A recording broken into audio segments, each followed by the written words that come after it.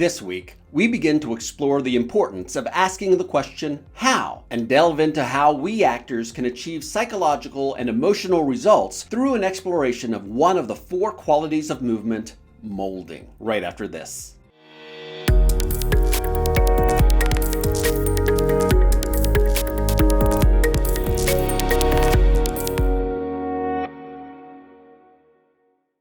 How is the actor's business?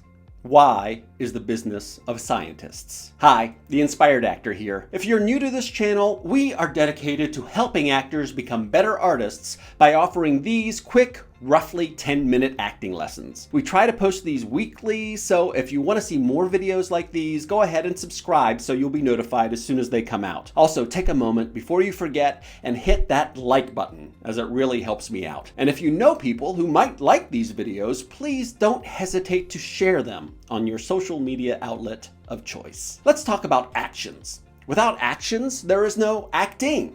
An actor plays actions for a living. Whether those actions are entering, crossing from one side of the stage to the other, and then exiting, or inwardly striving to accomplish their character's super objective, an actor must perform actions in order to accomplish the tasks that are set before them in the script. But of course, if it were that easy, anyone could do it, right? Actions are the what of the actor's work. What play is this? What movie is this? What am I doing right now in the script? By asking ourselves what, we repeatedly arrive at a crossroad. One fork of this crossroad is the why of the action. Why are we doing what we are doing? Why does my character want what they want? Why do I enter or exit or cross the stage? The other road is the how. How do I perform my actions? How does my character achieve their goals? How do I enter or exit or cross the stage? Which road do we actors take? Which will get us to our goal of inspired acting faster? Which road might lead us dangerously astray? Well, I'm here to tell you, take the how road every single time. Why is the road best not taken? Chekhov called the why the way of the scientists. He felt that we could spend hours, days, months trying to find out why the author, playwright, or screenwriter wrote the script this way or that. We could spend weeks of rehearsal trying to discover why our characters behave one way or another. We could write pages and pages of backstory about our characters and why they are the way they are when we first meet them on stage or on screen, and it wouldn't help us take one step towards the business of acting truthfully on stage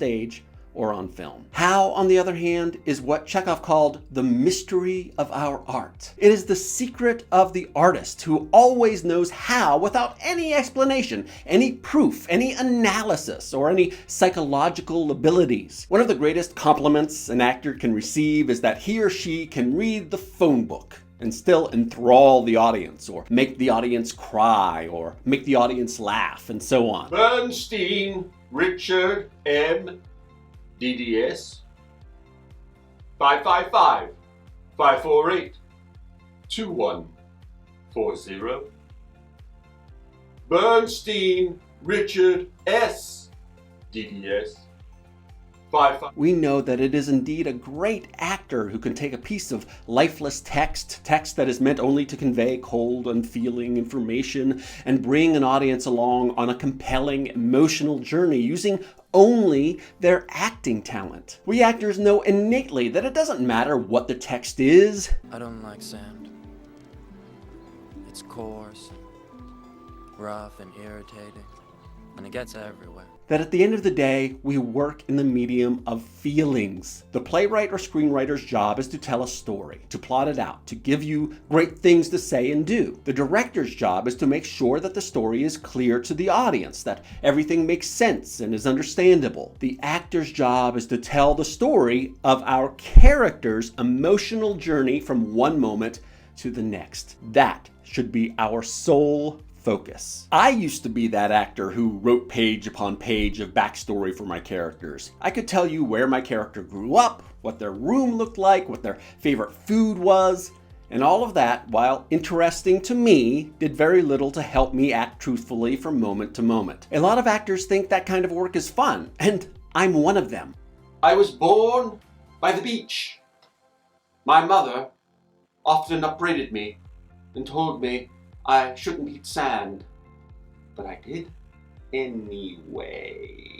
I love to think about that kind of stuff, but it took me a long time to realize finally that much of it was a waste of time when it came to my actual work. As hard as I tried, I just couldn't act why I felt one way or another towards a character. I could only act my objectives and tactics and allow those actions to create genuine, truthful feelings that I could convey in my work. To this end, by adding what Chekhov called qualities to actions, the actor can produce living, truthful emotions for use in their work. An actor cannot act an emotion. Acting an emotion is not genuine and leads very quickly to mugging, which is defined by affectation and untruthfulness. I am angry. I am sad. I am glad. And so on. We can no more be angry on stage or on camera as be angry in life when we are not. However, acting with a feeling or quality is different in that it awakens those feelings within us naturally through the action itself. You're not forcing an emotion to occur, as that rarely works. You are performing an action with a quality, which you might think of as a tint or filter for that action, and in doing so, you are allowing yourself to receive the emotional truth of that action. Again, the what is the action and the quality is the how. I might enter with the quality of excitement, for example.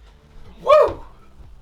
Which is different from trying to be excited in that my focus is on the action with the quality and not the quality in and of itself. It's a subtle difference, but in our work, that difference either makes it believable and true or not believable and not true. So one has to be quite careful. There are really an infinite number of qualities that we can use to affect action. Any noun, any abstract idea, any mental image can work as a quality. But Chekhov gives us the 4 qualities of movement to use as a foundation. And these 4 qualities are based on the 4 classical elements of nature: earth, air, fire, and water. Going back to ancient Greece, these 4 elements were considered the foundational elements to the material world, and much of ancient medicine and symbology derived from their classification. For our purposes, Chekhov classified the 4 qualities of movement like this: molding, flowing,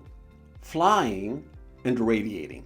Molding is connected to the earth, flowing to water, flying to air, and radiating to fire. Let's do a quick exercise to introduce ourselves to molding.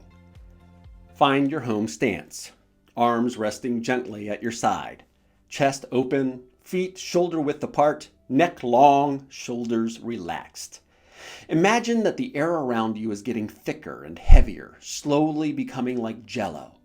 Imagine that you are encased in this jello, but that you can still breathe naturally and that you do not feel you are in danger in any way. Beginning with your fingertips, begin to move through the jello, remembering your feeling of ease. Try to be aware and let go of any tension you might feel during this exercise. Begin using your feet, your legs, your arms, and finally your whole body. Imagine that each movement you make leaves an impression in the jello around you. Imagine that you can see each moment create an imprint in the jello so that you can see the entirety of the movements you are making.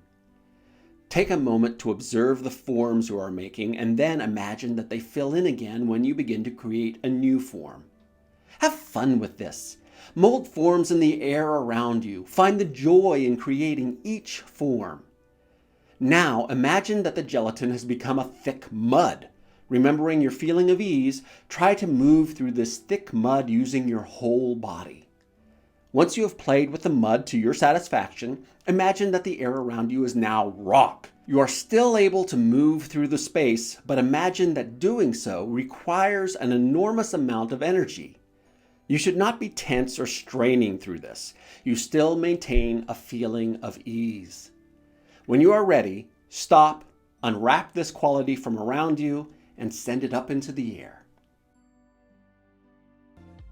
How do you feel? Did any emotions arise for you doing this exercise? What was your experience? Do you know anyone who molds through space normally as part of their personality? Some important things to remember as we continue. Always keep the 4 brothers, ease, beauty, entirety, and form in mind when performing an exercise, particularly ease. Release any feelings of tension that arise, as they can not only lead to injury, but also inhibit you from experiencing sensations that arise from these qualities. Tension is not an actor's friend, ever. Also, do not force any kind of sensation to happen. If it isn't there yet, that's okay. Nothing is supposed to happen. If something does happen, great. Take note of it and move on. But don't put pressure on yourself to make it happen. That's not how this is supposed to work. Next week, we'll cover the rest of these qualities of movement. So if you want to be the first to be notified when that video comes out, don't forget to subscribe and ring that bell.